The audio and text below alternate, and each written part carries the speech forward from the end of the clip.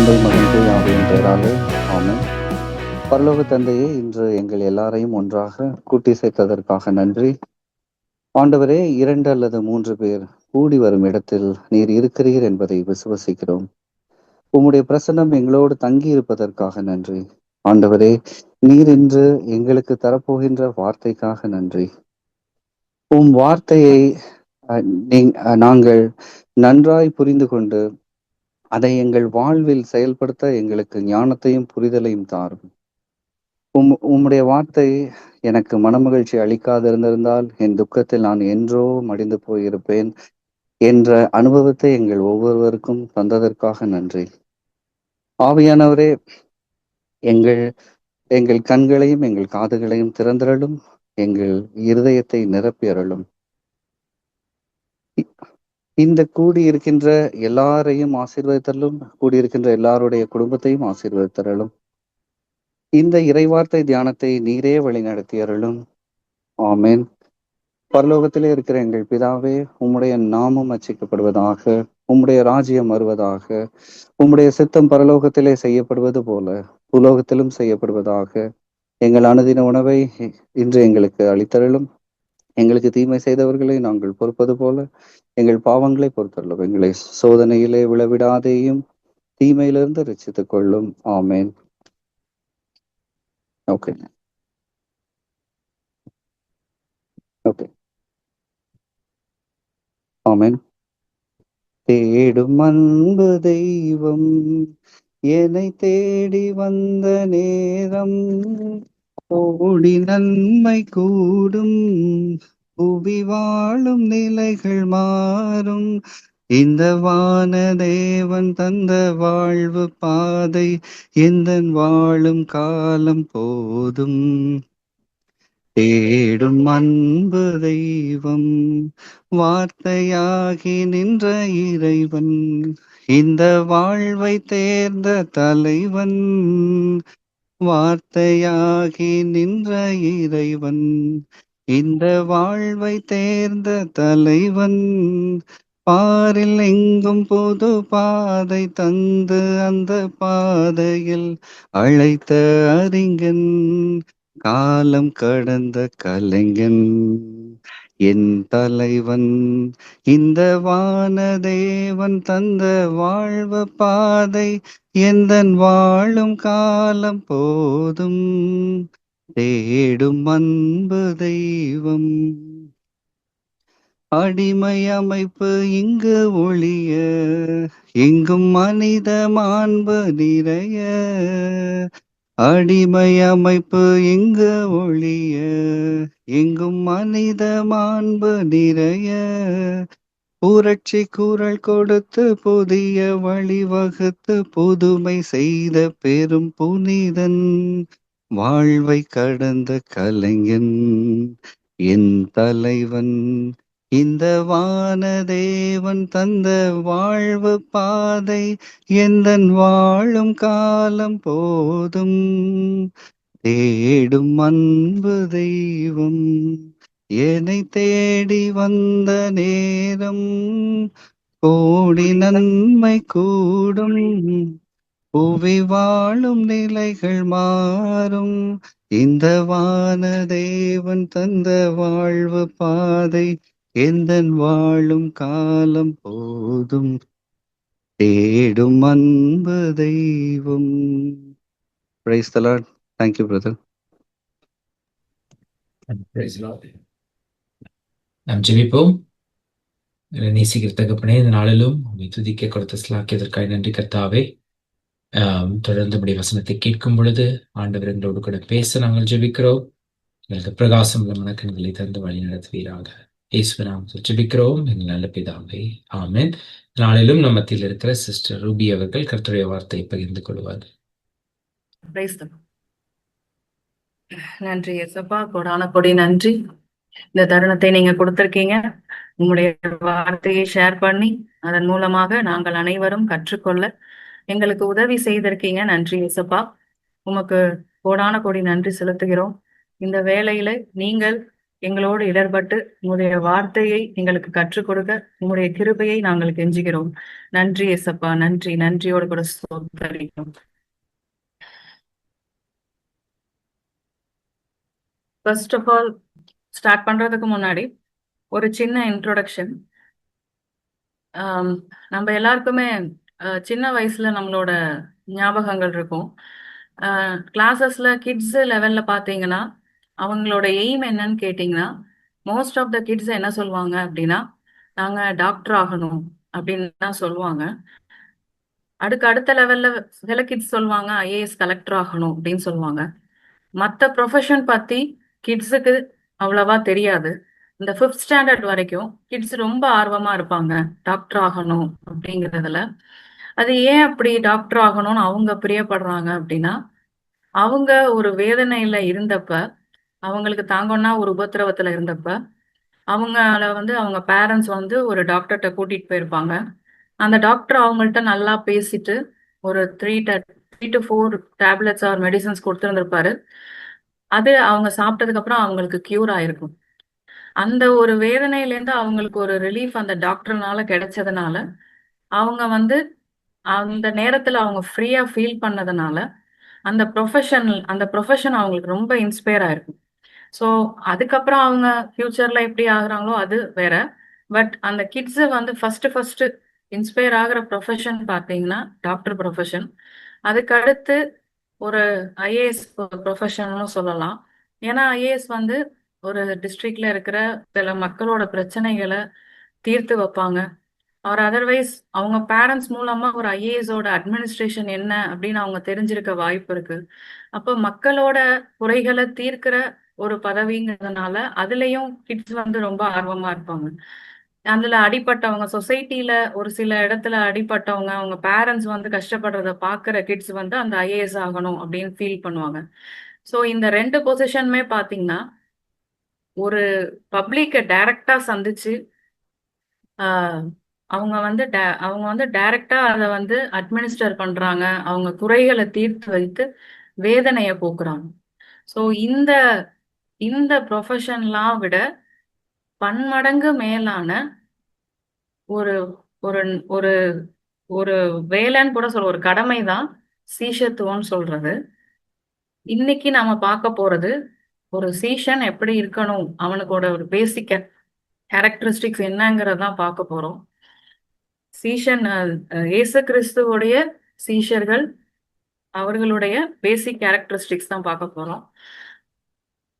அது ஏன் இந்த ப்ரொஃபஷனை விடலாம் மேலானது அப்படின்னா இதுவும் மக்களை டைரக்டா நம்ம சந்திக்கிறோம், அவங்களோட பேசுறோம், இன்ட்ராக்ட் பண்றோம், அவங்களுக்கு நித்திய வழியை காமிக்கிறோம், அவங்களுக்கு அன்பு கூறுவதற்கு ஒரு தெய்வம் இருக்காருன்னு நம்ம சொல்றோம். இப்ப இந்த டாக்டர் ப்ரொஃபஷன் இந்த கலெக்டர் ப்ரொஃபஷனல் விட மேலான. ஏன்னா இவங்கெல்லாம் அப்போதைக்கு அந்த மக்களோட குறைய தீர்த்துட்டு அனுப்பிடுவாங்க. ஆனா சீஷன்கிறவங்க யாருன்னா அவங்களுக்கு நித்திய மகிமை இருக்கு, நித்திய வெளிச்சம் ஒண்ணு இருக்கு, நித்திய வாழ்வு ஒண்ணு இருக்குன்னு மத்தவங்களுக்கு புரிய வச்சு அவங்களையும் கிறிஸ்துவுக்குள்ளாக வழி நடத்துபவர்கள் தான் சீஷர்கள். சோ அந்த புனிதமான ஒரு உன்னதமான ஒரு பணியை தான் டிஸ்கஸ் பண்ண போறோம். ஒரு முழுமையான சீடன் அப்படின்னு இயேசப்பா எதை சீடனுக்கு என்ன சொல்றாரு அப்படின்னா நம்ம அவரை பற்றின அறிவுனால நிறைந்திருக்கணும். சீஷன்னா யாரு? நம்ம அந்த காலத்துல குருகுல கல்வி பார்த்திருப்போம். குருகுல கல்வினா என்ன பண்ணுவாங்க அப்படின்னா பசங்க ஒரு ஸ்டேஜ் ஆனதுக்கு அப்புறம் பசங்களை கொண்டு ஸ்ட்ரெயிட்டா அந்த குரு கிட்ட விட்டுருவாங்க. அவங்க திருப்பியும் வீட்டுக்கெல்லாம் போக மாட்டாங்க. அவங்க டீனேஜ் ஆகுற வரைக்கும் அந்த குருவோடயே இருப்பாங்க. அந்த குரு பண்றது செய்யறது எல்லாமே அவங்க அப்படியே பார்த்து பார்த்து தெரிஞ்சுக்குவாங்க. ஏன்னா அவங்களுக்கு அவங்க வீட்டுல கற்றுக் கொடுக்க யாரும் இருக்க மாட்டாங்க. அப்ப நல்ல விஷயங்கள் எது, எப்படி சாப்பிடணும், எப்படி பேசணும், எப்படி மத்தவங்களை அணுகணும், எப்படி பிரச்சனைகளை சால்வ் பண்ணணும், எப்படி ஃபைட் பண்ணணும், இந்த மாதிரி ஒவ்வொரு விஷயத்தையும் குருவை பார்த்து பார்த்து தெரிஞ்சுக்குவாங்க. அப்ப நம்மளோட குரு நம்மளோட ஏசப்பா அவரோட அந்த புக்கை நம்ம கையில கொடுத்துட்டாரு. அப்போ நம்ம அதை படிச்சு படிச்சு நம்ம குரு எப்படிப்பட்டவர் அப்படின்னு நம்ம ஃபர்ஸ்ட் நம்ம ஃபுல்லா அவரை பத்தின அறிவுனால நம்ம நிறைந்திருக்கணும். சீஷன்னா அவரை பற்றின அறிவுல நிறைந்திருக்கணும். ஏசப்பாவை பொறுத்த வரைக்கும் சீடன் பத்தி என்ன எக்ஸ்பிளனேஷன் கொடுக்கிறாருன்னா, மத்தேயு 16ஆம் அதிகாரம் 24, 25, 26. மத்தேயு 16, 24, 25, 26. அப்பொழுது இயேசு தம்முடைய சீஷர்களை நோக்கி, ஒருவன் என்னை பின்பற்றி வர விரும்பினால் அவன் தன்னைத்தான் வெறுத்து தன் சிலுவையை எடுத்துக்கொண்டு என்னை பின்பற்ற கடவன். தன் ஜீவனை ரட்சிக்க விரும்புகிறவன் அதை இழந்து போவான். என் நிமித்தமாக தன் ஜீவனை இழந்து போகிறவன் அதை கண்டடைவான். மனுஷன் உலகம் முழுவதையும் ஆதாயப்படுத்திக் கொண்டாலும் தன் ஜீவனை நஷ்டப்படுத்தினால் அவனுக்கு லாபம் என்ன? மனுஷன் தன் ஜீவனுக்கு ஈடாக என்னத்தை கொடுப்பான்? இப்ப இதுல என்ன சொல்றாரு அப்படின்னா, தன்னைத்தானே வெறுத்து தன் சிலுவையை எடுத்துக்கொண்டு என் பின்னாடி வரட்டும். இதை ஏன் சொல்றாரு அப்படிங்கிறதுக்கு ரீசன் தான் அடுத்த 2 வேர்ஸ். அந்த 2 வேர்ஸ்லயும் ஃபர்ஸ்ட் என்ன சொல்றாங்க, இப்ப நம்ம எல்லா மனிதர்களுக்கும் எய்ம் என்னவா இருக்கும்? ஃபர்ஸ்ட் எய்ம் நம்ம மரணம் அடையாம இருக்கணும், நம்ம குடும்பத்தோடயே இருந்தா நல்லா இருக்கும். இது எல்லா மனிதர்களுக்கும் உள்ள ஆசை, மேலான ஆசை. அது இந்த உலகத்துல நமக்கு அது சாத்தியப்படுமா? சாத்தியப்படாது. நம்ம எவ்வளவு சம்பாதிச்சிருந்தாலும், எவ்வளவு என்ன பண்ணியிருந்தாலும், 1000 பேர் நமக்கு பின்னாடி நின்னாலும் ஒரு மனுஷனுக்கு வர்ற மரணத்தை யாராலையும் தடுக்கவே முடியாது. ஆனா ஏசப்பாவை நம்புறவங்களுக்கு அவரு இந்த உலகத்துல இருந்து விடுதலை கொடுத்து மறு உலகத்துல அவங்களுக்கு திருப்பியும் அவங்க வாழ்க்கைய அவங்க டிராவல் பண்ணுவாங்க. யூஸ்வலா நம்ம கேள்விப்பட்டிருப்போம், சாவு வீட்டுல கிறிஸ்டியன்ஸ் அழமாட்டாங்க, ஈவன் முஸ்லிம்ஸ் கூட அழமாட்டாங்க. ஏன்னா ஏன்னா அவங்களுக்கு ஒரு நம்பிக்கை இருக்கு, இறந்து போனவங்க கண்டிப்பா தேவனோட அவங்களோட லைஃப தொடர்ந்துட்டு தான் இருக்காங்க, பிளேஸ் தான் சேஞ்ச் ஆயிருக்கு அப்படிங்கறது அவங்க நம்பிக்கையா இருக்கும். கேள்விப்பட்டிருக்கேன் நானு. பட் இது எல்லா இடத்துலயும் அப்ளை ஆகல.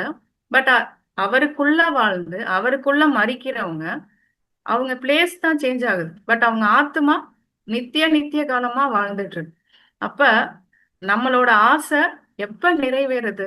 நம்மளோட அந்த மிகப்பெரிய ஆசை எப்ப நிறைவேறுது? அவரை நம்பும் பொழுது, ஏசப்பாவை நம்பும் பொழுது மட்டும்தான் அது நிறைவேறுது. நீங்க இதை தாண்டி இந்த உலகத்தையே நம்மளோட கைக்கு கொண்டு வந்தாலும், இந்த உலகத்துல இருக்கிற பெரிய மனுஷங்களெல்லாம் நம்மளுக்கு தெரிய வந்தாலும் இந்த ஒரு விஷயத்த தடுக்க முடியாது. அப்ப அதனாலதான் அவர் என்ன சொல்றாரு, என்ன பின்பற்றி வரணும்னா அந்த சிலுவை, உங்களை வெறுத்து உங்க சிலுவையை மட்டும் எடுங்க, என்ன பின்பற்றி வாங்கன்னு சொல்றாரு. ஜஸ்ட் நம்மளை நாமளே வெறுத்துட்டு நம்மளுக்கு இருக்கிற அந்த பாடுகளை, இந்த சிலுவைய அவர் மேல இருக்கிற அந்த அன்புல லைட்டா தூக்குனாலே போதும், தூக்கிட்டு நடக்கணுங்கிற அந்த ஒரு எய்ம் வச்சாலே போதும், அவர் நம்மளுக்காக சேர்ந்து அந்த சிலுவையை தூக்கிட்டு கடக்க பண்ணிடுவாரு. எந்த பாதையா இருந்தாலும் அவர் நம்மளை விடமாட்டாரு. படிக்கணும் போது ரொம்ப எப்படி நம்ம இதெல்லாம் பண்ண முடியும் அப்படின்னு தோணும். ஆனா அவரை அன்பு செய்யும் போது, அவரோட சேர்ந்து நடக்கும்போது, நாம தூக்கிட்டு போறது சிலுவைதாங்கிறதே நமக்கே தெரியாது.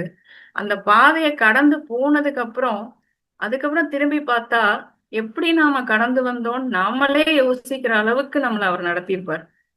அவர் ஜஸ்ட் நம்மளோட ஒரு கான்பிடன்ஸை தான் செக் பண்றாரு. மத்தபடி நம்ம தூக்குனா போதும், நான் ஏசப்பா பின்னாடி போவேன் அப்படின்னு சொல்லி ஒரு வார்த்தைய சொல்லி தூக்குனா போதும், மிச்சத்தை அவர் நடத்துவார். அதனால ஃபர்ஸ்ட் சீஷன்னா அவர் மேல நம்பிக்கை வச்சு அவனோட சுயத்தை வெறுத்து அவர் பின்னாடி போகணுங்கிறத அவர் விரும்புறார். நெக்ஸ்ட் சீஷனானவன் எப்படி இருக்கணும்? மத்தேயு 28, 19, 20. மத்தேயு 28, 19, 20. ஆகையால் நீங்கள் புறப்பட்டு போய் சகல ஜாதிகளையும் சீஷராக்கி பிதா, குமாரன், பரிசுத்த ஆவியின் நாமத்தினை அவர்களுக்கு ஞானஸ்தானம் கொடுத்து, நான் உங்களுக்கு கட்டளையிட்ட யாவையும் அவர்கள் கை கொள்ளும்படி அவர்களுக்கு உபதேசம் பண்ணுங்கள். இதோ உலகத்தின் முடிவு பரியந்தம் சகல நாட்களிலும் நான் உங்களுடனே கூட இருக்கிறேன் என்றார். ஆமென். இந்த சந்தோஷத்தை அவர் உண்மையான தெய்வங்கிறத நம்ம மற்றவர்களுக்கும் அறிக்கையிடணும். நாம மற்றவர்களுக்கும் அப்படின்னு சொல்லும் போது லைஃப்ல ஏறி கடல் கடந்து போய் அது அது நம்மளுக்கு கடவுளுக்கு சித்தமானால் தேவனுடைய அழைப்பு இருந்தா நம்ம செய்ய போறோம். ஆர் அதர்வைஸ் நமக்கு கொடுக்கப்பட்ட நமக்கு அடுத்து இருக்கிறவர்களுக்கு நாம சுவிசேஷத்தை சொல்ல போறோம். நம் தேவன் நமக்கு நித்திய ஜீவனை கொடுக்கிறார், அவங்களுக்கும் மரணம் இல்லை, அவங்களும் அவங்க ஆத்மா மீட்கப்படணும்னா நம் தேவனை நம்பியாகணுங்கிற அந்த ஒரு வார்த்தைய எல்லாருக்கும் சொல்றது. இது சீஷரோட செகண்ட் கேரக்டர். நமக்கு நம்ம ஏசப்பா பைபிள்ல கொடுத்த வார்த்தைகள். அப்ப இந்த இந்த மாதிரி நாம நம்மள சுயத்தை வெறுக்கணும், அடுத்து மத்தவங்களுக்கு சொல்லணும். இதுல அப்ப அந்த சீஷனுக்குரிய முக்கியமா ஒரு சீஷன் இயேசு கிறிஸ்துவுடைய சீடர்கள் எப்படிப்பட்ட கேரக்டர்ஸ் உடையவங்களா இருக்கணும்? ஃபர்ஸ்ட் செல்ஃப் கண்ட்ரோல் உடையவங்களா இருக்கணும். ஏன்னா நம்ம ஒருத்தவங்கள்ட்ட சொல்றோம், ஏசப்பா பத்தி சொல்றோம் அப்படின்னா நாம மகிழ்ச்சியா இருக்கணும். நம்மளோட துக்கங்கள் எல்லாம் நாம பார்க்க கூடாது. நாம சந்தோஷமா அவங்கள்ட்ட சமாதானத்தின் நற்செய்தியை சொல்லும் போது நம்ம மனது சமாதானமா இருக்கணும். அப்பதான் அவங்களும் பிலீவ் பண்ணுவாங்க. நாம ஒரு வியாதியில உட்கார்ந்துட்டு, நாம ஒரு கட்டுல உட்கார்ந்துட்டு நாம போய் அவரோட நாமத்தை சொல்லும் போது அவங்க திருப்பி நம்மள்ட்ட தான் கேள்வி கேட்பாங்க. அப்ப ஒரு சீஷனானவன் எதெல்லாம் ஜெயிக்கணும், எப்படி ஜெயிக்கணும், அப்ப அதுக்கு என்ன மெயினா பேசிக் கேரக்டர்ஸ் அவனுக்கு என்ன வேணும்? அதுக்கு ஃபர்ஸ்ட் செல்ஃப் கண்ட்ரோல்.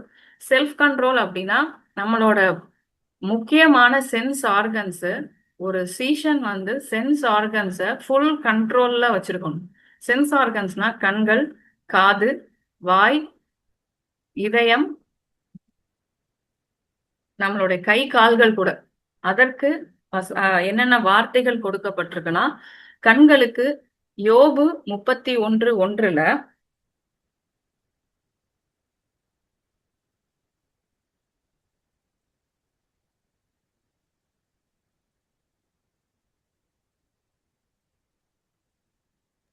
என் கண்களோடே உடன்படிக்கை பண்ணின நான் ஒரு கன்னியின் மேல் நினைப்பாய் இருப்பது எப்படி?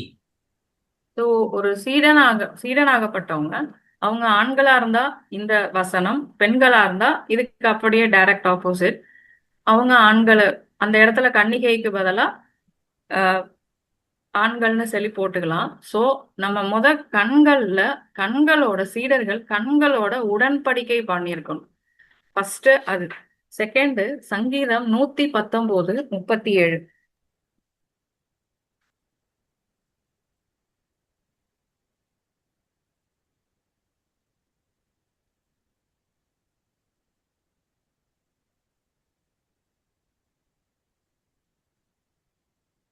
மாயை பாராதபடி நீர் என் கண்களை விளக்கி உமது வழிகளில் என்னை உயிர்ப்பியும். இந்த வார்த்தைய சொல்லி நாம அவரிடம் பிரார்த்திக்கணும். இப்ப நம்ம கண்களை அவர் பாதத்துல வைத்து எந்த மாயையும் பார்க்காதபடி, எந்த மாயை அப்படின்னாலே எல்லாமே இன்க்ளூடட், சோசியல் மீடியா, சினிமா, இன்னும் எல்லாமே. சில விஷயங்கள் இந்த உலகத்துல எல்லாமே மாயை தான், இந்த உலகமே மாயை தான். சோ எல்லா விதமான மாயைக்கும் நம்ம கண்களை விலக்கி பாதுகாத்தரலும்ங்கிற அந்த ஒரு எப்போதுமே அந்த ஒரு கான்சியஸ்னஸ் சீடர்களுக்கு, அவருடைய சீடனா ஆக விரும்புறவங்களுக்கு கண்டிப்பா அந்த ஒரு கான்சியஸ்னஸ் கண்களை எப்படி பரிசுத்தமா காத்து கொள்றதுங்கிறதுல கண்டிப்பா இருந்தாகணும். அடுத்து எப்படி தேவன் அதை காத்து கொண்டாரு அப்படின்னா, நம்ம ஏசப்பா இந்த பூமியில வாழ்ந்த நாட்கள்ல எபிரேயர் 12:2 பாத்தீங்கன்னா அதை சொல்லியிருப்பாங்க. அதை நானே வாசிக்கிறேன். அவர் தமக்கு முன் வைத்திருந்த சந்தோஷத்தின் பொருட்டு அவமானத்தை எண்ணாமல் சிலுவையை சகித்து தேவனுடைய சிங்காசனத்தின் வலது பாரிசத்தில் வீற்றிருக்கிறார். அப்ப அவருக்கு முன்னாடி வைத்திருந்த சந்தோஷத்தை மட்டும்தான், அதாவது நித்தியத்துல போய் பிதாவோட உட்காருகிற அந்த சந்தோஷத்தை மட்டும்தான் பார்த்தாரு. அப்ப நீங்க ஒரு எய்மோட போயிட்டு போது உங்களை யாராலையுமே டிஸ்ட்ராக்டே பண்ண முடியாது. இப்ப நீங்க நீட் ஸ்டூடெண்ட்ஸே ஜஸ்ட் ஒரு கம்பேரிசன், நீட் ஸ்டூடெண்ட்ஸே எடுத்துக்கிட்டீங்கன்னா அவங்களோட அந்த ப்ரிப்பரேஷன் பயங்கரமா, கண்டிப்பா டாக்டர் ஆகணும்னு படிக்கிறவங்க பார்த்தீங்கன்னா, நீங்க என்ன டிஸ்ட்ராக்ட் பண்ணாலும் அவங்க அதுக்கெல்லாம் ஒப்பு கொடுக்கவே மாட்டாங்க. அவ்ளோ கண்டிஷன்டா, இவ்ளோ தன்னையே ஒடுக்கி படிப்பாங்க. ஈவன் அவங்களுக்கு சில நேரங்கள்ல சாப்பாடே கிடைக்கலனாலும் பரவால்ல அப்படிங்கிற அந்த ஒரு வைராக்கியத்தோட படிப்பாங்க. அதே வைராக்கியத்தோட நம் தேவனும் பிதாவோட சித்தத்தை நிறைவேற்றி விட்டு அவரிடம் போய் உட்கார வேண்டும்ங்கிற அந்த ஒரு வைராக்கியத்தோட அவர் நடந்தாரு. அதனால அவருக்கு எந்த ஒரு டிஸ்ட்ராக்ஷனுமே அவருக்கு தெரியல. இன்னொன்னு ஒரு வசனம் சொல்லியிருப்பாரு, கண்களை பாதுகாத்து கொண்டால் அதுதான் நம்ம உடலுக்கு அது வெளிச்சத்தை கொடுக்கும். கண்கள் சரியானவற்றை பார்த்தால் நம் உடலுக்கு அது ஒரு வெளிச்சத்தை கொடுக்கும். ஏசப்பாவும் ஒரு வார்த்தையில சொல்லியிருப்பார். சோ நம்மளோட டார்கெட் எது? நம்மளோட ஒரு சீடன்னா அவங்களோட டார்கெட் வந்து பரலோகத்துல நித்தியமா நம்ம தேவனோட சந்தோஷமா வாழ போற அந்த ஒரு டார்கெட்டை பார்த்துட்டு இந்த மாயைக்கு தன்னை விலக்கி காத்து கொள்றது ஒரு சீஷனோட முக்கியமான கேரக்டர். காதுகளும் அப்படிதான். நீதிமொழிகள் 1:5 சொல்லியிருப்பாங்க,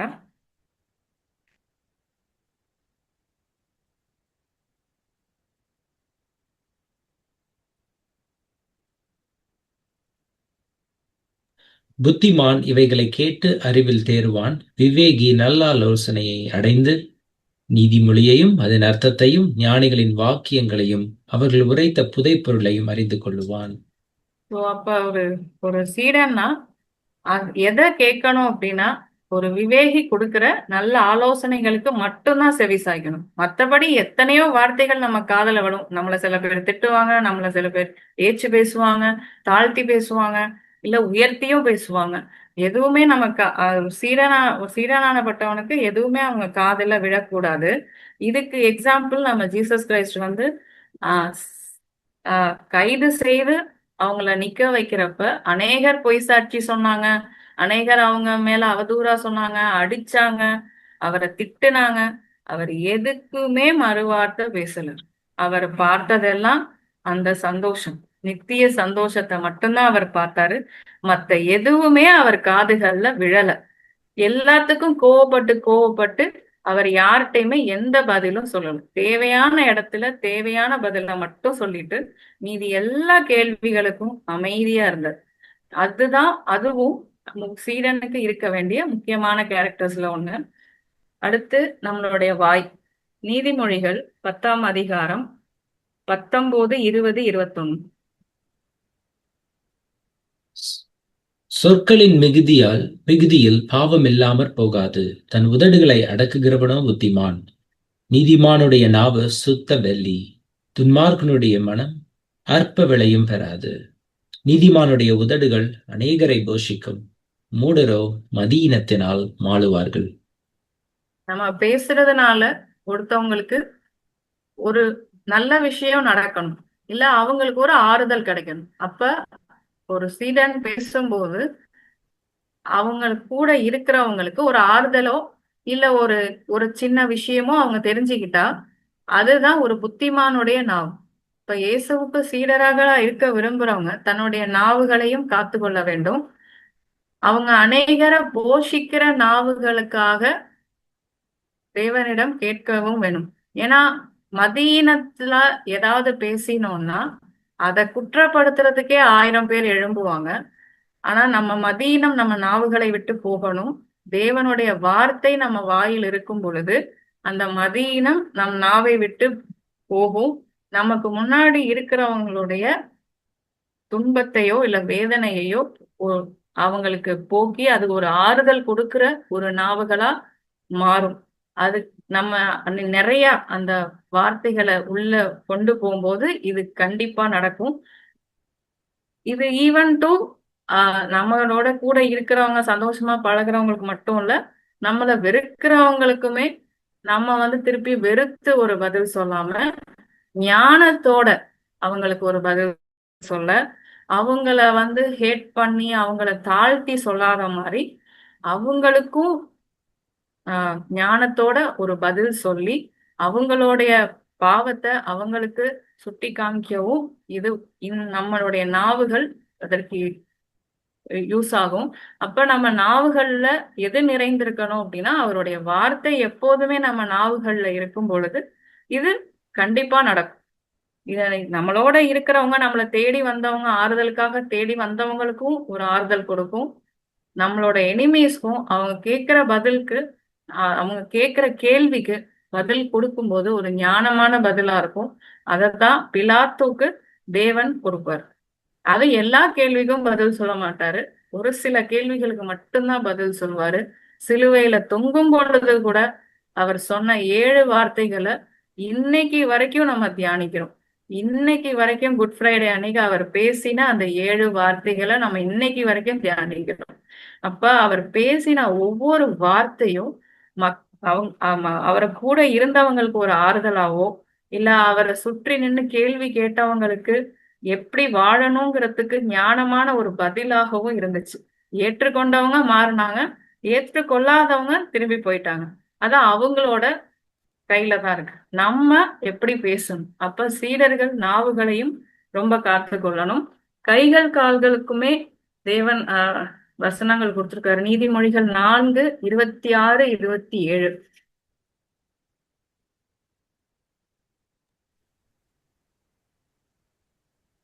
உன் கால் நடையை சீர்தூக்கிப்பார், உன் வழிகள் எல்லாம் நிலைவரப்பட்டிருப்பதாக. வலது புறமாவது இடது புறமாவது சாயாதே, உன் காலை தீமைக்கு விளக்குவாயாக. நம்ம கைகளும் கால்களும் தேவன் அவருக்காக உழைப்பதற்கு நம்மளுக்கு கொடுத்திருக்காரு. அது மிகப்பெரிய கிஃப்ட்.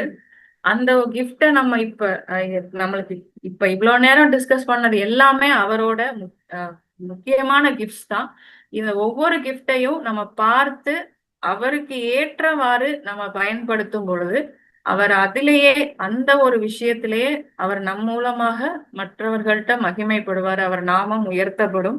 சோ இதுலயுமே ஒரு சீடன் தன்னுடைய கைகளையும் கால்களையும் எங்க போறோம், எந்த இடத்துல நிக்கிறோம், எந்த யார்கிட்ட பேசுறோம் அப்படிங்கறத முதற்கொண்டு நாம ரொம்ப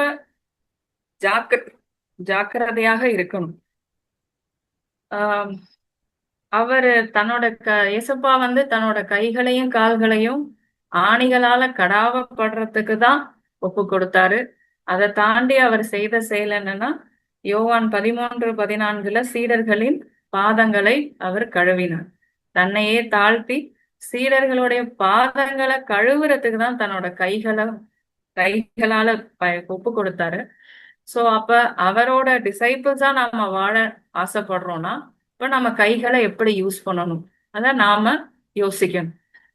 அவர் வேற எதுக்கும் அவர் கைகள் அந்த ஆணி அந்த அந்த காயங்கள் எல்லாம் இப்ப வரைக்கும் தழும்புகள் இப்ப வரைக்கும் நோய்வாய்ப்பட்டவங்களுக்கு ஒரு குணமாக்கும் தழும்புகளாதான். சோ அவர் கைகளும் கால்களும் கூட பிதாவின் சித்தத்துக்காக மட்டும்தான் பயன்பட்டது. அதனால அவரோட டிசைபிள்ஸா இருக்கிற நாமளும் நம்மளுடைய ஒவ்வொரு உறுப்பையுமே அவருக்கு காணிக்கையா அவருக்கு பிடித்த மாதிரி உபயோகப்படுத்தினா அவரோட நாமம் இன்னும் மேன்மைப்படும். இப்ப அதுக்கப்புறம் பாத்தீங்கன்னா, இயேசு கிறிஸ்து பரிசுத்தர்னா இயேசு கிறிஸ்து, அதுல மாற்று கருத்தே கிடையாது. அப்ப அவரோட இருக்க விரும்புற, அவரை விரும்புகிற, அவர் மேல ஆசைப்படுகிற நாமும் எவ்வளவு பரிசுத்தமா இருக்கணும். அப்போ எபிரேயர் 12:14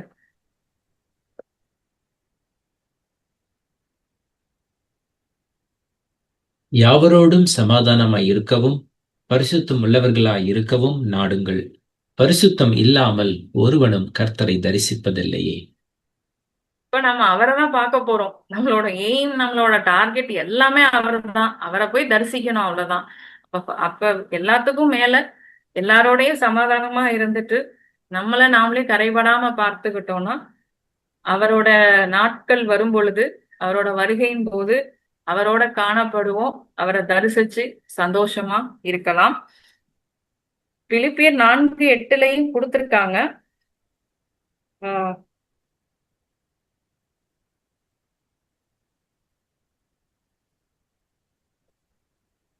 கடைசியாக சகோதரரே, உண்மையுள்ளவைகள் எவைகளோ, ஒழுக்கம் உள்ளவைகள் எவைகளோ, நீதி உள்ளவைகள் எவைகளோ, கற்புள்ளவைகள் எவைகளோ, அன்புள்ளவைகள் எவைகளோ, நற்கீர்த்தி உள்ளவைகள் எவைகளோ, புண்ணியம் எதுவோ, புகழ் எதுவோ அவைகளையே சிந்தித்துக் கொண்டிருங்கள். அப்ப நம்மளோட இதயத்துக்குள்ள ஒரு சீடனுக்கு எப்படி இருக்கணும், சீடனா இருக்க விரும்புறவங்களுக்கு என்னென்ன இருக்கணும்? உண்மையானவைகள், ஒழுக்கம் உள்ளவைகள், நீதி உள்ளவைகள், கற்புள்ளவைகள், அன்புள்ளவைகள், நற்கீர்த்தி உள்ளவைகள், புண்ணியம் எதுவோ புகழ் எதுவோ. புகழ் நம்ம இயேசுப்பாக்கு சேர்க்க வேண்டியது. இது எல்லாமே நம்மள்ட்ட இருக்கான்னு ஒவ்வொரு நாளும் நம்மள செல்ஃப் அனலைஸ் பண்ணிக்கிறது நல்லது. அவருடைய சீடர் ஆகணும்னு விரும்புகிறவர்கள். அடுத்து இப்ப நம்ம எல்லா செல்ஃப் கண்ட்ரோல்ங்கிறது எல்லா அவயவங்களுக்கும் இருக்கணும்னு பார்த்துட்டோம். சென்ஸ் ஆர்கன்ஸ், முக்கியமா நம்மளோட சென்ஸ் ஆர்கன்ஸுக்கு கண்டிப்பா ஒரு கண்ட்ரோல், செல்ஃப் கண்ட்ரோல் இருக்கணும். இப்ப செல்ஃப்லெஸ் லவ் இருக்கணும். தன்னலமற்ற ஒரு அன்பு ஒரு சீடனுக்கு இருக்க வேண்டிய அடுத்த முக்கியமான ஒரு பேசிக் கேரக்டர். அந்த தன்னலமற்ற அன்பு யார் மேல இருக்கணும் அப்படின்னா, நம்ம மார்க் 12, 29, 30, 31 சொல்லியிருக்காரு. இயேசு அவனுக்கு பிரதியுத்தரமாக, கற்பனைகளில் எல்லாம் பிரதான கற்பனை எதுவென்றால், இஸ்ரவேலே கேள், நம்முடைய தேவனாகிய கர்த்தர் ஒருவரே கர்த்தர். உன் தேவனாகிய கர்த்தரிடத்தில் உன் முழு இருதயத்தோடும், உன் முழு ஆத்துமாவோடும், உன் முழு மனதோடும், உன் முழு பலத்தோடும் அன்பு கூறுவாயாக என்பதே பிரதான கற்பனை. இதற்கு ஒப்பாய் இருக்கிற இரண்டாம் கற்பனை என்னவென்றால், உன்னிடத்தில் நீ அன்பு கூறுவது போல் பிறனிடத்திலும் அன்பு கூறுவாயாக என்பதே. இவைகளிலும் பெரிய கற்பனை வேறொன்றுமில்லை என்றார். நம்ம தன்னலமற்ற அன்பு நம்மளோடது யாருக்கு போகணும் அப்படின்னா, நம் தேவனுக்கு தான் போகணும். எல்லாத்துலயுமே ஃபர்ஸ்ட் ப்ரையாரிட்டைசேஷன். எல்லாத்துலயுமே காலையில எழுந்திருக்கிறதுல இருந்து நைட்டு தூங்க போற வரைக்கும் நம்மளோட டைம், நம்மளோட மணி, நம்மளோட இன்னும் நிறைய சொல்லலாம், நம்மளோட நேரம், அதுதான் ஃபர்ஸ்ட் சொல்லியிருக்கேன். இன்னும் அநேக காரியங்கள் அவர் மேல அன்பு வைத்து, இப்ப ஒரு எக்ஸாம்பிள் சொல்லலாம் அப்படின்னா, உங்களுக்காக ஒருத்தர் தன்னோட உயிரை பொருட்படுத்தாம ஏதோ ஒரு விஷயத்துல உங்களை காப்பாத்திருக்காரு. அவர் அதர்வைஸ் உங்களுக்கு ஒரு முக்கியமான ஒரு வேலை தேவை, அந்த வேலை கிடைச்சதுன்னா உங்களோட ஃபேமிலி, நீங்க ரொம்ப ஹாப்பியா இருக்கலாம். அந்த ஒரு நேரத்துல, அந்த ஒரு தேவையான நேரத்துல ஒருத்தர் உங்களை, நான் இவங்களுக்காக பொறுப்பெடுத்துக்கிறேன், இவங்களை ரெக்கமெண்ட் பண்றேன், இவங்களுக்கு வேலை கொடுங்கன்னு சொல்லி ஒருத்தர் உங்களுக்காக நின்று வேலை வாங்கி தரும்போது அந்த பர்சனை நீங்க எப்படி பாப்பீங்க? அதுக்கப்புறம் நீங்க என்ன செஞ்சாலும் அவர் தான் உங்களோட ஃபர்ஸ்ட் இதா இருப்பார். நீங்க ஒரு பார்ட்டின்னு வச்சீங்கன்னா ஃபர்ஸ்ட் இன்விடேஷன் அவருக்கு தான். நீங்க என்ன செஞ்சாலும் என்ன வாங்கினாலும் அவர் கொண்டு போய் கொஞ்சம் கொடுத்துட்டு தான் வருவீங்க. ஏன்னா உங்களுக்கு அதிகபட்ச தேவையில உங்களை அவர் காத்து உங்க ஃபேமிலிக்கே ஒரு ஒரு நியூ லைஃப் கொடுத்துருக்காரு. இதை விட மேலா நம்ம ஏசப்பா செஞ்சிருக்காரு. நமக்கு ஒரு நியூ லைஃப். நம்ம போவே முடியாது, ஹெவனுக்கே போக முடியாது, கேட் க்ளோஸ்டுங்கிற நேரத்துல தன்னுடைய மகனையே அனுப்பி, சொந்த மகனை அனுப்பி, தன்னோட உயிரையும் கொடுத்து மீண்டும் உயிர் தெழுந்து இன்னைக்கும் போய் அவர் வலது பாரிசத்துல உட்கார்ந்து நமக்காக பரிந்து பேசி கொண்டிருக்கிற நம் தேவனை விட அதிகபட்ச அன்பு யாருமே நம்மள்ட்ட காட்டியிருப்பாங்களான்னு தெரியாது. ஆனா அந்த ஒரு தெய்வத்துக்கு ஃபர்ஸ்ட் நம்மளோட முழு முதற் அன்பையும் நம்ம கொடுக்கணும். தன்னலமற்ற அன்பை கொடுக்கணும். நெக்ஸ்ட் அவர் மேல அன்பு வைத்திருக்கிறதுனால இந்த செகண்ட் கற்பனைங்கிறது, நீ அன்பு கூறுவது போல பிறனிடத்திலும் அன்பு கூறுவாயாகங்கிறதெல்லாம் ஒரு விஷயமாவே இருக்காது. நீங்க பாத்தீங்கன்னா அவர் மேல நீங்க அன்பு வைத்து ஒவ்வொரு இடத்துலயும் நீங்க அவரையே நினைச்சிட்டு இருக்கிறப்ப, உங்களை திட்டுறவங்க, நீங்க நாசமா போகணும்னு நினைக்கிறவங்க கூட உங்க முன்னாடி நின்னா கூட உங்களுக்கு அவங்கள பார்க்கணும்னே தோணாது. அவங்களுக்கு பின்னாடி இருக்கிற அந்த ஸ்பிரிட்டை தான் நீங்க ஈவல் ஸ்பிரிட்டை தான் பாப்பீங்களோ இல்லைய, அவங்க மேல ஒரு இரக்கம் வரும். இத நீங்களே ரியலைஸ் பண்ணுவீங்க. எப்பனா நீங்க ஏசப்பாவோட வார்த்தையோட அட்டாச் ஆயிருக்கும் போது, ஒவ்வொரு இடத்துலயும் நீங்க அவரை கேட்டு கேட்டு நீங்க செயல்படும் போது, அவரோட பதில் கிடைக்காம நீங்க அடுத்த ஸ்டெப்பை எடுத்து வைக்காம இருக்கும் பொழுது, நம்மளை சுற்றி இருக்கிற மனிதர்களோட அந்த ஒரு எந்த ஒரு டிஸ்ட்ராக்ஷன்ஸுமே நம்மளை அதிகமா துன்பப்படுத்தாது. அவங்களையும் நம்ம மன்னிப்போம். எப்படி இயேசப்பா சிலுவையில தொங்கும்போது இவர்கள் இன்னதென்று அறியாமல் செய்கிறார்கள்னு சொன்னாரோ அதே வார்த்தை நாமளும் சொல்லுவோம். எப்பன்னா அவரோட கூட இருக்கும்போது மட்டும்தான் அதை சொல்ல முடியும். நாம தனியா இருக்கும்போது அதை கண்டிப்பா சொல்ல முடியாது. அந்த ஒரு கிருபை அவருக்கு நம்ம முழு மனதையும் முழு பலத்தும் அவர் அன்பு செஞ்சுட்டோம்னா, நம்ம முழு இருதயத்தையும் அவர்கிட்ட கொடுத்துட்டோம்னா, மத்த எதுவுமே நம்மளை டிஸ்ட்ராக்ட் பண்ணாது. நம்மளை டிஸ்டர்ப் பண்றவங்களையும் நம்ம ஈஸியா மன்னிச்சுட்டு போயிட்டே இருப்போம், கடந்து போயிட்டே இருப்போம். தனியா வாசிக்கும் போது இது எப்படி அன்பு செய்யறது, எப்படி எனிமீஸ் அன்பு செய்யறது, இதெல்லாம் தோணும். ஆனா அது ஒரு விஷயமாவே இருக்காது அவரோட கூட இருக்கும்போது. இது செல்ஃப்லெஸ் லவ். இன்னும் ஒரு சீடனா இருக்க விரும்புறவங்க, ஆஹ் இது நானா ஃபீல் பண்ணது. உங்களால முடிந்தவர்கள் யாரால முடியுமோ அவங்க இந்த உலகத்துல நிறைய பேர் ஹியூமன் பீயிங்ஸா கூட கன்சிடர் பண்ணப்படாம இருக்காங்க. இந்த உலகத்துல எவ்வளவோ பேரை இந்த உலகம் அவங்களை ஹியூமன் பீயிங்கா கூட கன்சிடர் பண்ணாது. அப்படிப்பட்டவர்களுக்கு நீங்க உங்களால முடிந்தால் டைம் ஸ்பெண்ட் பண்ணுங்க. அல்ல அவங்களுக்கு பொருள் உதவியும் செய்யலாம். முடியாதவர்கள் பொருள் உதவியும் செய்யலாம். கூடவே இயேசப்பாவோட வார்த்தையும் சொல்லி அவங்களையும் அவருக்குள்ள நடத்தும் போது பரலோகமே உங்களை பார்த்து ரொம்ப சந்தோஷப்படும். அது ஒரு ஈடு இணையற்ற ஒரு ஊழியம் அது. ஏன்னா நான் நிறைய பேரை பார்த்திருக்கேன். அவங்கள ஒரு ஹியூமன் பீயிங்காவே கன்சிடர் பண்ண மாட்டாங்க. அப்படிப்பட்டவர்களுக்கு நம்ம அவங்களோட டைம் ஸ்பெண்ட் பண்ணி அவங்களோட கொஞ்சம் கூட இருந்து அவங்கள சந்தோஷப்படுத்தும் போது, முடிந்தவர்கள், எல்லாருக்கும் சொல்லலாம், முடிந்தவர்கள் இத நீங்க பண்ணும்போது உங்களை பார்த்து பரலோகமே உண்மையிலே சந்தோஷப்படும். இது நான் யோசிச்சது. சோ இது ஒரு சீடனானப்பட்டவனுக்கு எபேசியர் 6:12 சொன்னப்பட்ட மாதிரி மாம்சத்தோடும் இரத்தத்தோடும் போராட்டம் அல்ல, வான மண்டலங்களில் இருக்கிற பொல்லாத ஆவிகளோடு சகல துரைத்தனங்களோடும் தான் போராட்டம் உண்டு.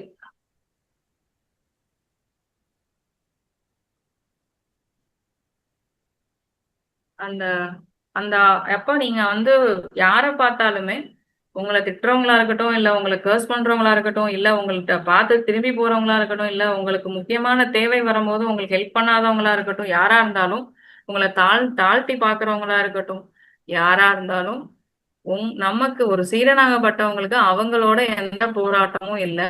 ஒரு சீடனாகப்பட்டவன் அவங்களுக்கு பின்னாடி இருக்கிற அந்த ஈவில் ஸ்பிரிட்டை மட்டும்தான் பார்ப்பாங்க. அவங்களோட நேரா போய் சண்டை போட மாட்டாங்க. அவங்களுக்கு தெரியும் அந்த ஆத்மாவை நம்ம காப்பாற்றணும், அந்த ஈவில் ஸ்பிரிட் கிட்ட இருந்து நம்ம காப்பாற்றணும். அப்ப அவங்களுக்காக ப்ரேயர் பண்ண அந்த மனசானது இயங்க ஆரம்பிக்கும். சோ ஒரு சீடனுக்கு இந்த ஒரு கேரக்டரும் முக்கியமான கேரக்டர். அடுத்து ஒரு சீடனுக்கு இன்னொரு பேசிக் கேரக்டர் என்னன்னா சிம்பிளிசிட்டி. சிம்பிளிசிட்டிக்கு ஃபர்ஸ்ட் எதை எடுத்துக்கலாம் அப்படின்னா மார்க் 9:35.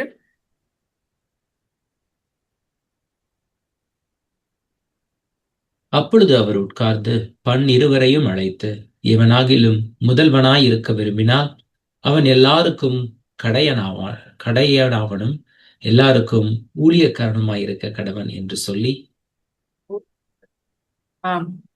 அப்ப நம்ம முதல்வனா இருக்க விரும்பவே கூடாது. ஜீசஸ் கிரைஸ்டோட டிசைபிளா இருக்கணும்னு நினைக்கிறவங்க ஒரு இடத்துல தலைவனாவோ இல்ல ஒரு 10 பேரை வழி நடத்துறவங்களாவோ இருக்கக்கூடாது. தானாக வந்தா அக்செப்ட் பண்ணிக்கலாம், அது தப்பு இல்லை. நம்மளா போய் ஒரு 10 பேரை கண்ட்ரோல் பண்ணி நம்ம முதல்வனா இருக்கணும்னு அப்படி விரும்பக்கூடாது. எல்லாருக்கும் கடையவங்களா இருந்து அவங்களுக்கு தேவையான அந்த ஊழியத்தை செய்யும் போது நம்மளுக்கு மக்கள் மத்தியில அங்கீகாரம் கிடைக்கலனாலும் பரலோகத்துல அதற்கு தேவையான அங்கீகாரத்தை தேவன் கொடுப்பாரு. எந்த இடத்துல எப்ப உயர்த்தணுமோ அப்ப அவர் உயர்த்துவார். தேவன் இங்க இருக்கும் போது அவர் யாருக்கும் தலைவரும் இல்லை.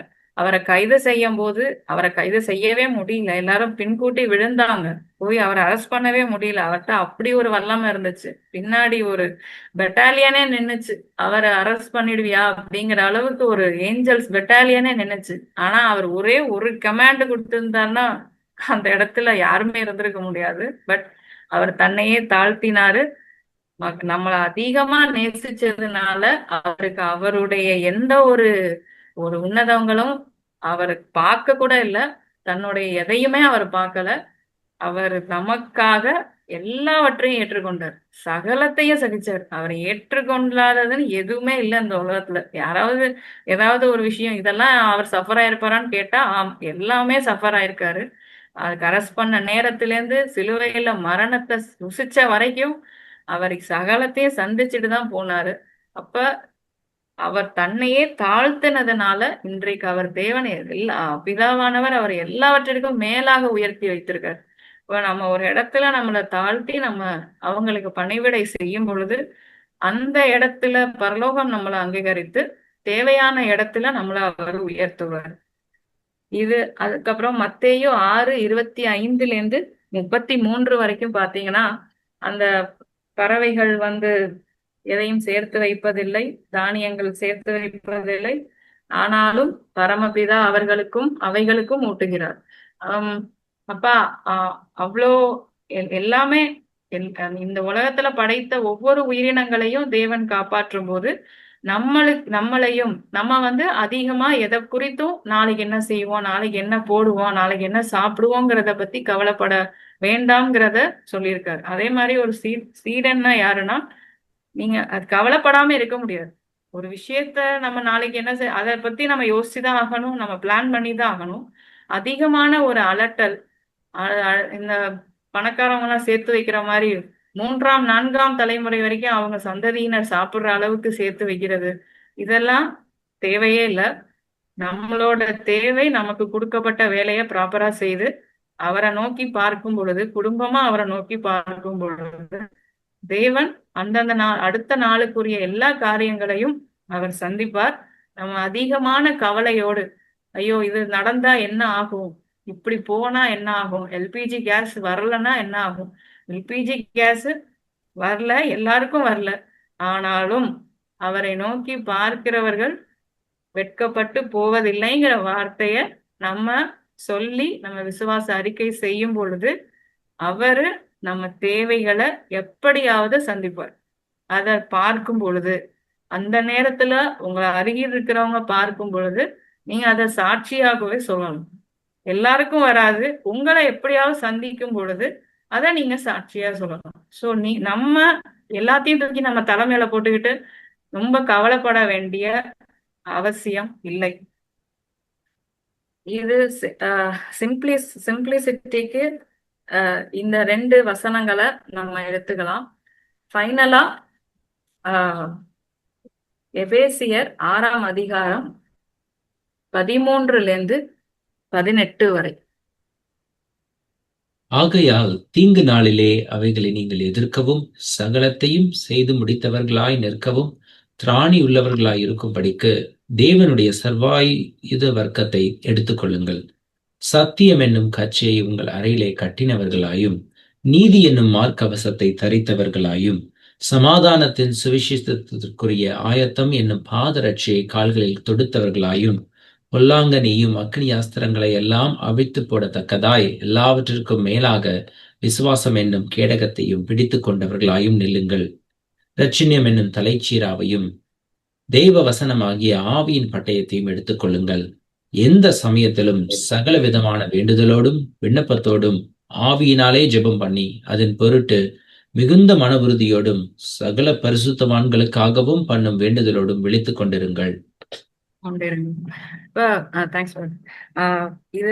இதுல ஃபர்ஸ்ட் என்ன சொல்லியிருக்காங்க அப்படின்னா, இப்ப போராட்டம்னு ஒண்ணு வரும். கண்டிப்பா எல்லார் வாழ்க்கையிலும் போராட்டம் வரும். அது சீரர்களா இருந்தாலும் போராட்டம் வரும். ஏன்னா போராட்டத்துலதான் நம்மள தேவனால பரீட்சை பார்த்து நம்மளோட என்ன இன்னர் கேரக்டர் என்ன இருக்குங்கிறத அவர் தெரிஞ்சுக்க முடியும். அப்ப அந்த போராட்டத்தின் போது ஒரு சீரனாகப்பட்டவன் எப்படி இருக்கணும்? கச்சைனா பெல்ட். ஸோ ஒரு ரோமன் சோல்ஜரை நீங்க அந்த பேஷன் ஆஃப் கிரைஸ்ட் பிலிம்லாம் பார்த்துருப்பீங்க. ரோமன் சோல்ஜர்ஸோட ட்ரெஸ்ஸஸ் பார்த்துருப்பீங்க. அவங்கள பார்த்துதான் பவுல் திருத்தூதர் பவுல் இந்த வசனங்களை எழுதியிருப்பார். இப்ப இருக்கிற சோல்ஜர்ஸோட ட்ரெஸ் அவருக்கு தெரியாது. அப்ப நீங்க ஜஸ்ட் இமேஜின் பண்ணிக்கோங்க. ஃபர்ஸ்ட் பெல்ட் போட்டிருப்பாங்க. அவங்க ஃபர்ஸ்ட் அவங்க உடம்புல போடுற ஃபர்ஸ்ட் இன்ஸ்ட்ருமெண்ட், இது ஒரு மெட்டல் எதுனா பெல்ட். அவங்களோட ட்ரெஸ் போட்டதுக்கு அப்புறம் எல்லாத்தையும் ஜாயின் பண்ணி கட்டுறதுக்கும் மேற்கொண்டு சில இதை ஆட் பண்றதுக்கும் ஃபர்ஸ்ட் அவங்க போடுறது பெல்ட். அந்த கச்சையா நம்ம எதை வச்சிருக்கணும் அப்படின்னா சத்தியம். கிறிஸ்டியன்ஸ்னாலே ட்ரூத். ட்ரூத்னா கிறிஸ்டியன்ஸ். இப்படிதான் ஒரு காலத்துல இருந்துச்சு. பட் எனிவே இப்பவும் சீஷர்களா இருக்க விரும்புறவங்க அவங்களுக்குள்ள இன்னர் செல்ஃப்ல சத்தியம்தான் நிறைந்திருக்கணும். சத்தியம்னா இன்னொன்னு சொல்லலாம், தேவனுடைய வார்த்தையும் சொல்லலாம். ட்ரூத்துங்கிறது ஃபர்ஸ்ட் இந்த இடத்துல மீனிங். அப்ப பெல்ட் எப்படி முக்கியமான ஒரு ஒரு போர் வீரனுக்கு முக்கியமான ஒரு விஷயமோ, அதே மாதிரி நீங்க ஒரு கிறிஸ்டியனா இருக்கிறதுக்கே ஒரு முக்கியமான இது என்னன்னா சத்தியம். அடுத்து மேல போடுற மார்க்கவசம். நெக்ஸ்ட் அதுக்கு மேல போடுற மார்க்கவசம். மார்க்கவசம் இல்லாமலும் சோல்ஜர்ஸ் வந்து வெளியில போக மாட்டாங்க. ஏன்னா அவங்களோட முக்கியமான பார்ட்ஸை காத்து கொள்ளுவதற்கு அந்த மார்க்கவசம் வேணும். அதுதான் நீதி. அந்த நீதி எதுனா நாம நினைச்சிட்டு இருக்கிற நம்மளோட நீதி எதுவும் இங்க சொல்லப்படல. தேவனுடைய நீதி தான் நாம கையில வச்சிருக்கோம். நம்மளுக்குள்ள இருக்க வேண்டியது நம்மளுடைய நீதி இல்ல, அவரோட நீதி. அவரோட நீதி என்னங்கிறத எசாயா 64:6 சொல்லியிருக்காங்க.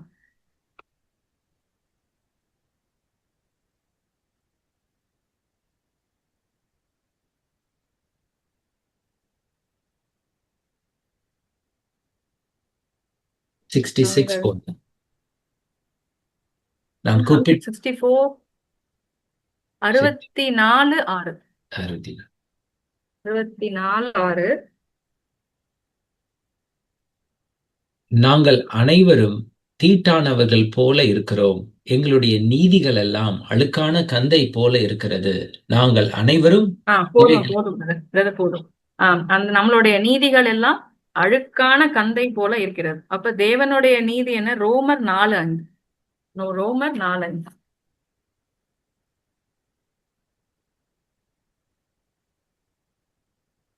ஒருவன் கிரியை செய்யாமல் பாவியை நீதிமானாக்குகிறவரிடத்தில் விசுவாசம் வைக்கிறவனாய் இருந்தால் அவனுடைய விசுவாசமே அவனுக்கு நீதியாக எண்ணப்படும். நம்மளுடைய கிரியையினால நம்மளுக்கு நீதி கிடைக்கல. நம்மளுடைய கிரியை தான் நீதியானதுன்னு இல்ல, அவர் மேல் நாம வைத்திருக்கிற விசுவாசமே நீதியாக அவருடைய கண்கள்ல நீதியாக கருதப்படுகிறது. சோ இப்ப நான் இந்த இடத்துல எபேசியர் 6ஆம் அதிகாரத்துல சொல்லப்பட்டிருக்கிற நீதி எதுனா அவருடைய நீதி. அவர் மேல நாம வைத்திருக்கிற விசுவாசமே இந்த இடத்துல சொல்லப்பட்டிருக்கிற நீதி. நம்மளுடைய நீதி கிடையாது. அதுதான் அவருடைய அந்த அவர் மேல நாம வைத்திருக்கிற அந்த விசுவாசத்தான் நம்மள காப்பாற்றும். அததான் நம்ம மார்க்கவசமா அணிந்திருக்கணும் எப்பொழுதுமே. அடுத்து பாதரட்சை. இந்த பாதரட்சை இல்லாம ஒரு போர் சேவகனால போரிட முடியாது. ஏன்னா அவங்க அந்த பாதைகள்ல நடந்து போகும் பொழுதே அவங்க கால்ல ஏதாவது புண்ணோ இல்ல காயமோ பட்டுச்சுன்னா அவங்களால போர் செய்ய முடியாது. அவங்க ஓரமா போய் உட்கார்ந்துட வேண்டியதுதான். அப்ப பாதரட்சைங்கிறது எப்போதுமே அவங்க ஆயத்தமா போட்டே இருக்கணும். போர் போய் செய்ய போறவங்க அந்த பாதரட்சைங்கிறது ரொம்ப அதிக ஜாக்கிரதையாகவும் கரெக்டான ஒரு பாதரட்சியாகவும் நம்ம காலுக்கு ஏற்ற பாதரட்சியாகவும் செலக்ட் பண்ணி அவங்க போட்டுட்டு ஆயத்தப்பட்டு இருந்தாதான் அவங்க கரெக்டா அந்த போர் கால் வரும்பொழுதே இம்மீடியட்டா அவங்க சென்று அந்த அந்த சண்டையை போட முடியும். பாதரட்சை இல்லாம ஒரு போர் வீரனால ஜெயிக்க முடியாது, அவன் தோற்றுதான் போவான். இந்த பாதரட்சைக்கு ஈக்குவலா அவங்க எதை சொல்றாங்க அப்படின்னா, அதாவது அவங்க எப்போதுமே ஆயத்தப்பட்டுட்டோம், நாங்க வந்து போருக்கு ஆயத்தப்பட்டுட்டோம்னு சொல்றதுக்கு முக்கியமான இன்னொரு விஷயம் பாதரட்சை. அவங்க அதை போடாம அவங்க ஆயத்தப்பட்டிருக்காங்கன்னா சொல்லவே முடியாது. அந்த ஆயத்தத்துக்காக இத ஒப்புமைப்படுத்தி கூறியிருக்காரு. சமாதானத்தின் சுவிசேஷம் நம்ம நாவுகள்ல எப்பொழுதுமே இருக்கணும். நாம அறிக்கையிடுறதுக்கும் நாம மற்றவர்களுக்கு சொல்வதற்கும் நாம ஆயத்தமாக இருக்கிறதுக்காக நாம ஆயத்தமாக இருக்கணும். அந்த சமாதானத்தின் சுவிசேஷம் இல்லாம நாம ஒரு போராட்டத்தை பண்ணவே முடியாது. அதுக்கு இந்த இந்த 3 விஷயமும் கச்சை, மேல போட்டிருக்கிற அந்த மார்க்கவசம், பாதரட்சை, இது உடம்போட இருக்கிறது. சோ அப்ப சத்தியம், நீதி, சமாதானத்தின் சுவிசேஷத்தோட நாம ஆயத்தப்பட்டிருக்கும் பொழுது அவன் பொல்லாங்கன் அடுத்து இதெல்லாம் நம்ம கையில எடுக்கிறது. அடுத்து நம்ம பேசுறதெல்லாம் நம்ம கையில எடுக்கிறது. பொல்லாங்கன் எய்யும் அக்கினி அஸ்திரங்கள். அந்த காலத்துல போர் வீரர்கள் தங்களோட அந்த முன்னாடி பிடிப்பாங்க இல்லையா, கேடகம், தன் அம்புகள் எதுவும் நம்மளை சேதப்படுத்தாதபடிக்கு ஒரு பெரிய கேடயம் மாதிரி வச்சிருப்பாங்க. அந்த தண்ணியில நனைச்சு வச்சிருப்பாங்க. அப்ப அவன் எதிரிகள் அக்கினி அம்புகளை எய்யும் போது இவங்க அந்த நனைந்த அந்த கேடயங்களை காட்டும் போது அது அப்படியே அவிந்துடும்.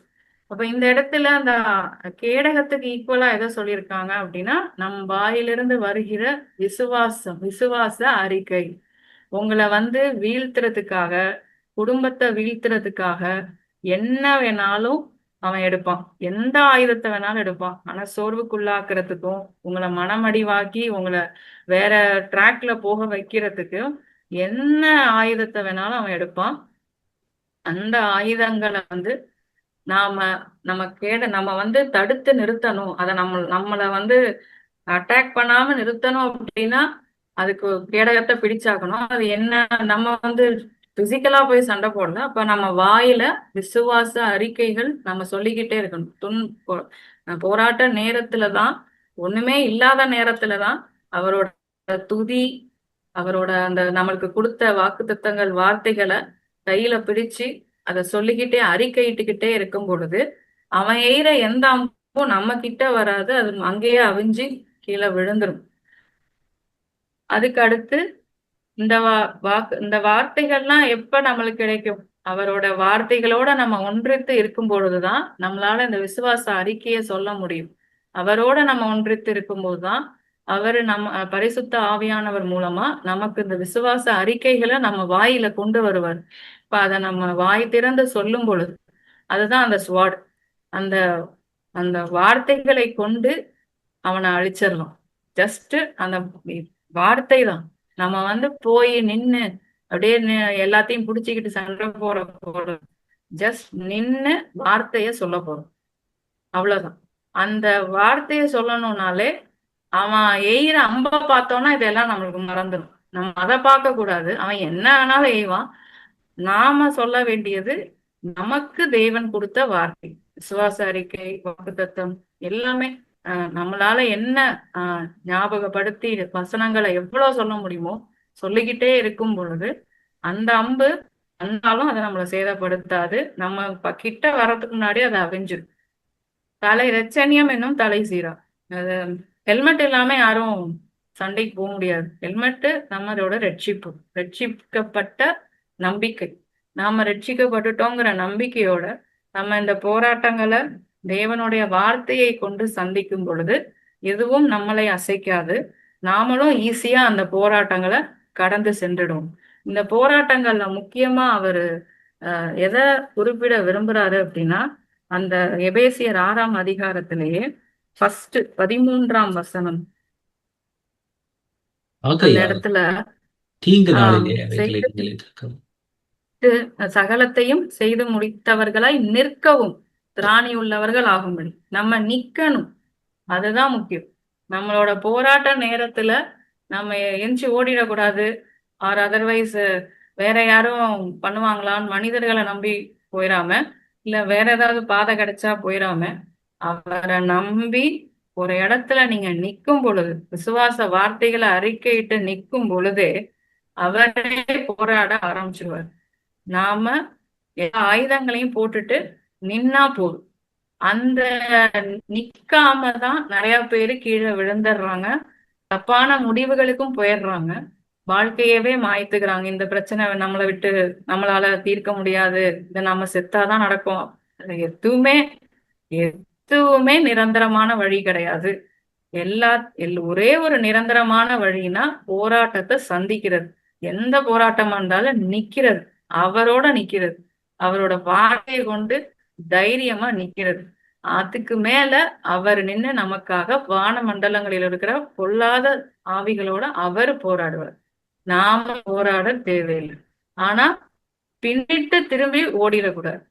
இதே எக்ஸாம்பிளா நீங்க பாத்தீங்கன்னா தாவீது தாவீது என்ன பண்ணாரு?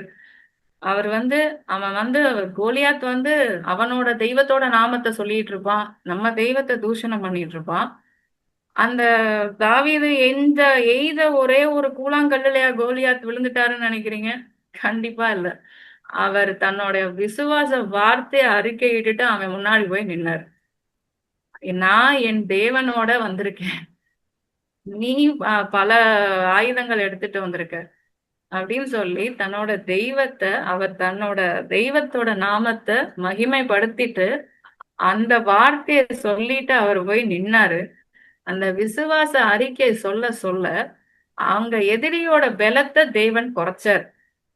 அவனோட கழுத்தை பிடிச்சாரு, ஒரே ஒரு கல்லு முடிச்சார். தாவீது தன்னோட தூளங்களால கோலியாத்தை வீழ்த்தினார். அது ஓகே, அது நமக்கு பிசிக்கலா பார்த்தது. ஆக்சுவலா நடந்தது அவர் சொன்ன விசுவாச அறிக்கை, அவர் வாயின் மூலம் வந்த வார்த்தையினால தேவன் அந்த இடத்துல செயல்பட்டார்.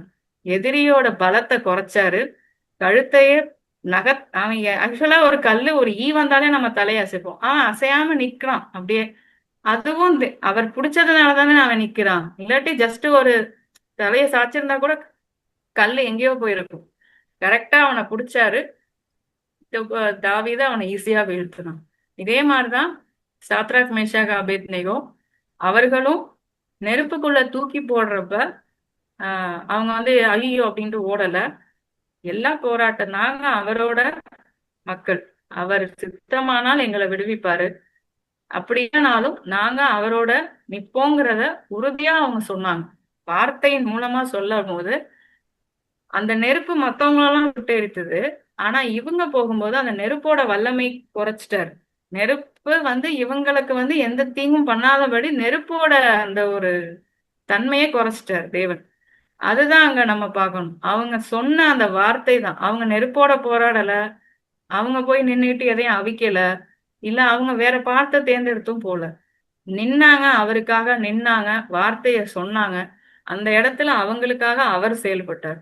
இதுதான் ஒரு சீடனுக்கு இருக்க வேண்டிய மிக மிக முக்கியமான ஒரு விஷயம். ஏன்னா ஒரு போராட்டம் வரும்போது எந்த மனுஷனா இருந்தாலும் துவண்டுதான் போவாங்க. ஆனா அவரோட பிள்ளைங்களா இருக்கணும்னு ஆசைப்படுறோம்னா கண்டிப்பா இந்த பேசிக் கேரக்டர்ஸ் எல்லாமே அவங்களுக்குள்ள இருக்கணும். ஃபர்ஸ்ட் செல்ஃப் கண்ட்ரோல், அடுத்து தன்னலமற்ற அன்பு, நெக்ஸ்ட் சிம்பிளிசிட்டி, அதுக்கப்புறம் இந்த சர்வாயுத வர்க்கங்கள், இது எப்போதுமே நம்ம அணிந்திருக்கணும். ஏன் நம்ம சீஷன் ஆகணும்னு விரும்புறோம்? சீஷன் ஆனாதான் தேவனை தரிசிக்க முடியும். அப்படி இல்லாட்டி தேவனோட போய் விசுவாசிகளா இருந்தா நாம எப்ப வேணாலும் அவரை கிவ் அப் பண்ணிடுவோம், அவரை விட்டுருவோம். ஏதாவது ஒரு போராட்டம் வரும்போது விடுறதுக்கு வாய்ப்பு இருக்கு. இதே சீஷனா இருந்தா நாம அவரை விட்டு எங்கேயும் போக மாட்டோம், அவரோட தான் இருப்போம். அது என்னவா இருந்தாலும் சரி.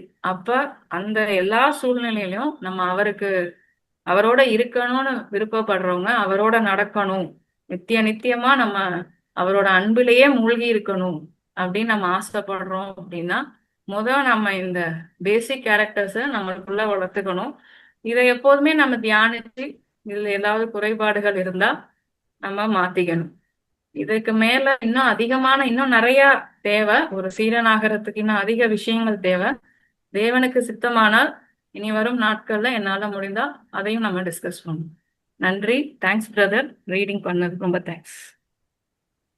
Thank you Ruby, thank you. அருமையான வேத பகுதி இன்றைக்கு நான் பார்த்தோம். ஒரு 4 பாயிண்ட் அருமையா ரூபி சொன்னாங்க. Self control, selfless love, simplicity, தாழ்மை உள்ளவர்களுக்கு கர்த்தர் கிருபை அளிக்கிறார். அப்புறம் ஆர்மர் ஆஃப் காட். ஸோ இந்த வேத பகுதியில பார்க்கும் பொழுது சம்டைம்ஸ் நம்ம சோர்ந்து போகிறோம். ஆனா சோர்ந்து போகும்போது கர்த்தருடைய வார்த்தையை நாம் உறுதியாய் பற்றி கொள்ளும் பொழுது அதுதான் நமக்கு உற்சாகத்தை கொடுக்குது அப்படின்னு சொன்னாங்க. அதான் அந்த செவ்வாய் வர்க்கம். பாருங்க, இந்த அநேக தரம் நம்ம சோர்ந்து போறோம். நம்ம சங்கீதத்துல பார்க்கும் பொழுது 32ஆம் அதிகாரத்துல நமக்குள்ள அநேகம் ஒரு சோர்வு என்னன்னா, நான் தகுதியற்றவன், ஒருவேளை நான் பாவி, கர்த்தருடைய சமூகத்துல நிக்க முடியுமா அப்படின்னு சொல்லி ஒரு டவுட் வந்துகிட்டே இருக்குது. ஆனா அந்த வசனம் பாருங்களேன், சங்கீதம் 32ல, எவனுடைய மீறுதல் மன்னிக்கப்பட்டதோ, எவனுடைய பாவம் மூடப்பட்டதோ அவன் பாக்கியவான், எவனுடைய அக்கிரமத்தை கர்த்தர் எண்ணாது இருக்கிறாரோ, எவனுடைய ஆவியில் கபடம் இல்லாது இருக்கிறதோ அவன் பாக்கியவான் அப்படின்னு சொல்லி சங்கீதக்காரன் சொல்லுகிறார். நாமளும் அந்த விசுவாச அறிக்கை, கர்த்தர் என்னை மன்னிச்சிட்டார், நான் நீதிமான், கர்த்தருக்குள் பரிசுத்தமாய் மாற்றப்பட்டவன் அப்படின்னு சொல்லி உறுதியா நம்ம இருக்கும் பொழுது, அதுதான் பாருங்க விசுவாசமா இருக்கிறது.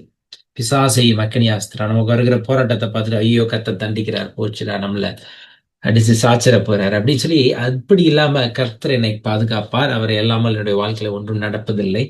இதெல்லாம் எப்ப வரும்னா அந்த ஃபவுண்டேஷன் நமக்கு விசுவாசம், சத்தியம், சத்தியம் நமக்கு சரியா, நான் நீதிமானாக்கப்பட்டவன், கர்த்தனை மாற்றி இருக்கிறார், நான் கர்த்தருடைய பிள்ளை, தைரியமாய் கிருபாசன தண்டையில பிரவேசிக்க முடியும். ஸோ இதெல்லாம் நமக்கு அப்படியே ஃபவுண்டேஷன் நல்ல ஸ்ட்ராங்கா இருக்கும் பொழுது நம்ம எந்த பயமும் வராது. ஏன்னா பயம் வந்தோடனே குழப்பம் வருகிறது, குழப்பம் வந்தோடனே மன உளைச்சல் வருகிறது, மன உளைச்சல் வந்தோடனே சோர்வு வருகிறது, சோர்வு வந்தோடனே டிப்ரெஷன்ல போறோம். நம்மளால எந்த ஒரு இன்ட்ரெஸ்டும் இல்லாம ஒரு விதமான சோர்ந்து போன நிலைமையில நம்ம இருக்கிறதாய் மாறி விடுகிறது. ஆனா கர்த்தருக்குள்ள நம்ம சந்தோஷமா இருக்கணும்னா சத்தியத்தை நாம ஃபர்ஸ்ட் போடுவோம் அடித்தளமாய், சத்தியத்தை நாம் உடுத்திக் கொள்ளுவோம், கர்த்தர் நமக்கு உதவி செய்வார். இதுதான் சீடனாய் நாம் வாழறதுக்கு ஒரு மிக மிக முக்கியமான காரியம். ரூபி சொன்னது போல நாம் அதை உணர்ந்து கொண்டு கர்த்தருக்கு நாம் மகிமை செலுத்துவோம். இன்னைக்கு நாம் தியானித்த பகுதியிலே வேற ஏதாகிலும் காமெண்ட்ஸோ இல்ல வேத வசனங்கள் இருக்குமானால் இந்த நேரத்தில் பகிர்ந்து கொள்ளுங்க.